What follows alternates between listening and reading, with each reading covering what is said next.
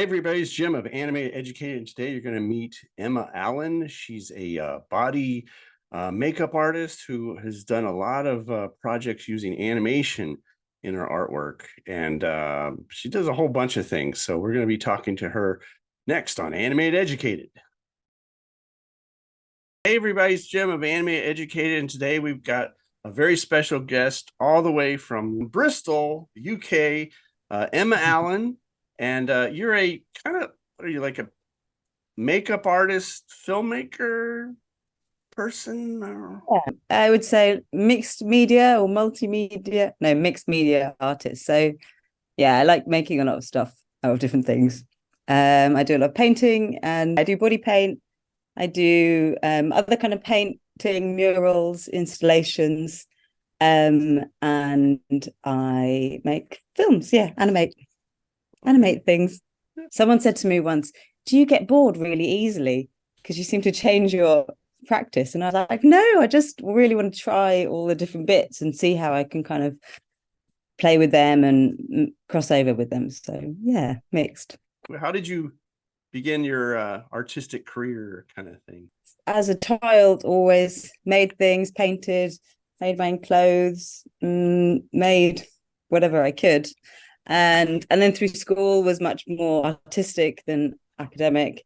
The animation was quite unexpected, in a way. It wasn't something. I mean, I always obviously enjoyed cartoons and watching animation. Had a bit of a varied journey, but I would make artwork to sell in a market stall. I used to work in the fashion industry, um, and then yeah, then I started an arts charity and then went more down the arts side and then moved. I was living abroad, moved back to England and started body painting a lot. Actually, I had been body painting a lot before as a total sideline. And then that just evolved. I was practicing at my mum's house and she saw something I painted and she said, "Oh, that could be an animation." And I thought, "Oh, yeah, that would be cool. I wonder if I can make." I was painting a lizard and I wondered if I could paint the lizard to move up my arm. I managed to persuade my sweet best friend to sit for me while I painted her face over and over and over for a day with a snappy camera that was blue tacked to a table. But yeah, then it just evolved really, and the body paint animation, which was the ones that you had mentioned. One of my friends who's a filmmaker saw them and said, "I think you should do something more with this and see if you can enter it into." There is short film competitions that you might be able to enter it into. And then I made Ruby, which I think you might have seen, the kind of death decaying energy transfer one. And then a few years ago, I moved to Bristol, and Aardman are here. And I was thinking about work and the shift of work from London to here, and what I could do while I'm in Bristol and take advantage of being in the city. And we've got Aardman, and they're amazing. You made the one about the character that's trying to get up, and she's like doing snow angels kind of things with paint. Is that one of Yeah. the things you did on with Aardman? Yeah, that was my course piece this time last year. I studied with them. Aardman actually has a new, I guess, a new academy, Aardman Academy. I guess that's what they Yeah, so call it. that's where I studied. Yeah, so I didn't, it's online mostly, but it's nice that I'm close by as well. So yeah, those I studied with them. I've only done one course with them so far, but yeah, so it's been really good to branch out in my animation, and that's where the last two pieces have kind of come from, learning more about character animation. And then there was this festival Lumiere, which I did in November. I think we talked a bit about it with the teddies. This one here. These little teddies that climbed up the. Oh, okay, Uh, yeah. So that was like a it yeah. was a Freemasons Hall, yeah. So it was. I made a set of the building to scale, and then filmed a film, and then projected it back up at scale so that the teddies and everything was huge. Yeah, That was yeah. yeah, that looked great. I mean, I like the video with the people walking by. Yeah. Just Yeah, there's a scene where the person comes out of the door and people were walking past and like jumping. because this person would suddenly, projected, but bursting through the door, really angry. So yeah, it's quite funny. It was nice to see it in real life because making animation, you're just like on your own in a room going bonkers, Yeah. wondering if anyone's ever going to see it. And it's really nice to see it in a very. I've been in a cinema seeing my films played, but it's quite different because you kind of, I don't know, you don't get to listen quite so carefully to people's experience of it. So it was really nice to be there, and because it's a public art piece, I don't know, it's a slightly different dynamic, and that was fun.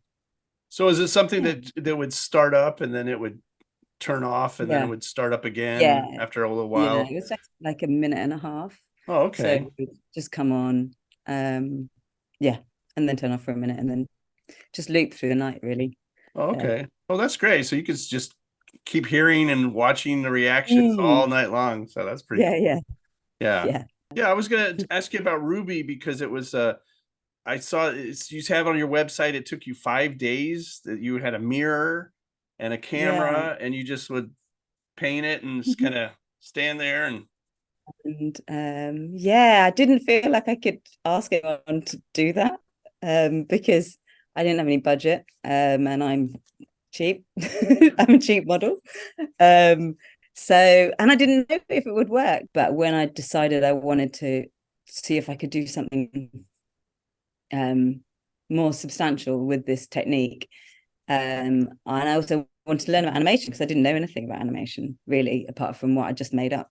So then I bought the Richard Williams book, and I went and also did a couple of days working on my friends.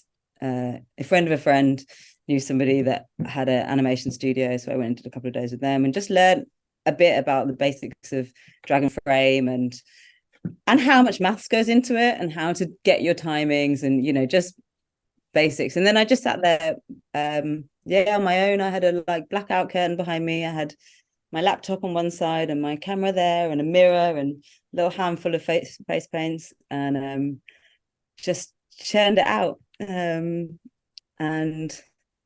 I came out covered in like a rash. My actually the last day of filming it, it's a lot for your skin to take that much washing off and glitter and stuff like that. And my eyes were swollen and everything was swollen. And I just lay there with like an ice pack on my face. But I had to finish it that day. I had no choice but to get it done that day. So I basically, yeah, iced my face and then got up and did that last day where the um, little leopard gets born. Also, something that I really like about it is that you get to live it. And when you're animating, you have to really get into your character and you have to um, feel it and go through all of those things and enact it yourself. And I feel like there's a real power with body painting that is transformative. And I always love that about, I do a lot of body paint for events or all sorts of stuff, but I also do it with cancer patients. And I just love the change in people that happens when you body paint. And I think that part of doing the films on myself, particularly that film, it was a kind of purging of a lot of emotions and thoughts about life and entropy and death and all these things. And so doing it on myself was all part of that process for me. It was very cathartic and like therapy. And even Santiago, very different story, but similar. I really enjoyed being. I'm not an actor at all, and I never have done that. So for me, it was really challenging, but really interesting. And obviously, there's not a lot of acting, but to just mentally get yourself in a place where you can kind of feel connected to it.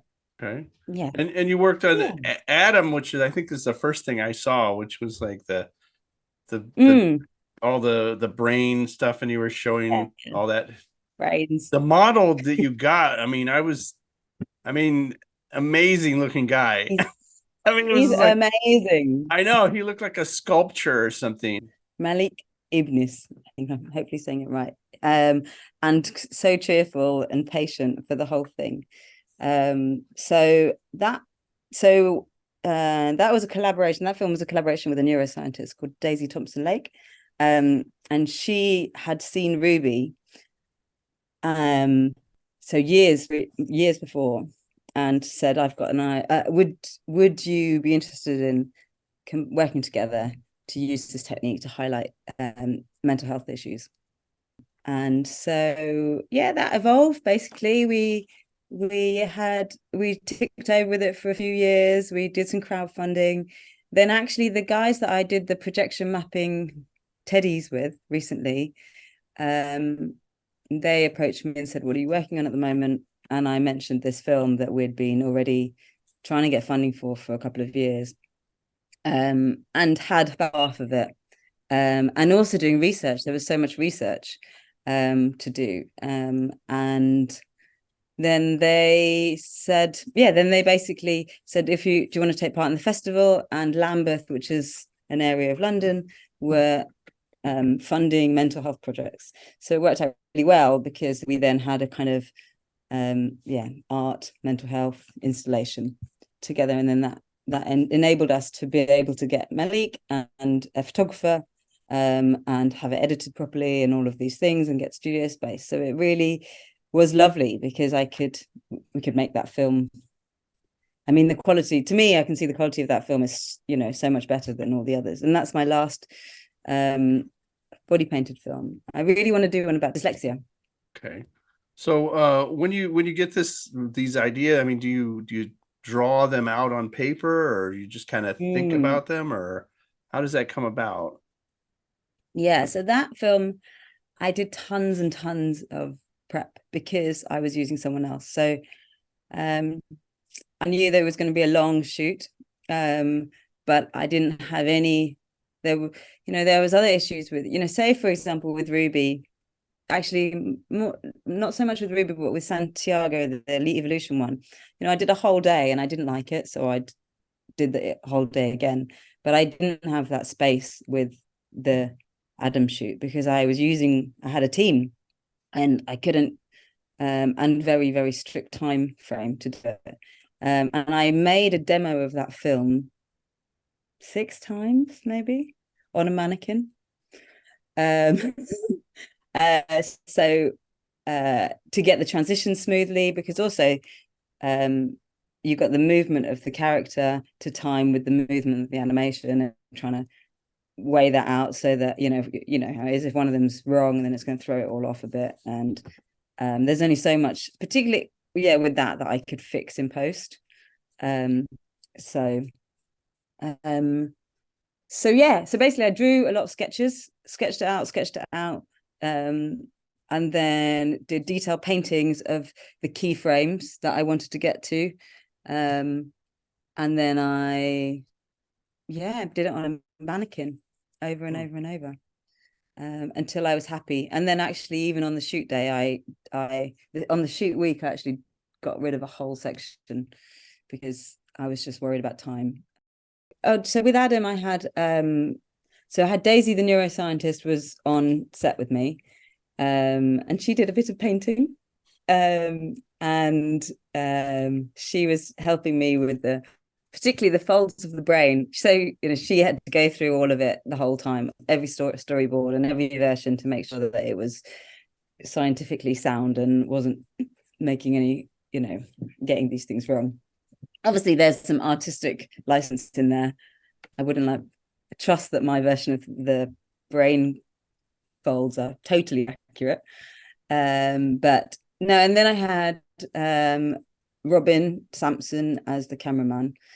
And so he was kind of managing camera and lighting and just, basically operating Dragon Frame and looking at the lineup and stuff. So it was really good for me because I could concentrate on just getting the painting right.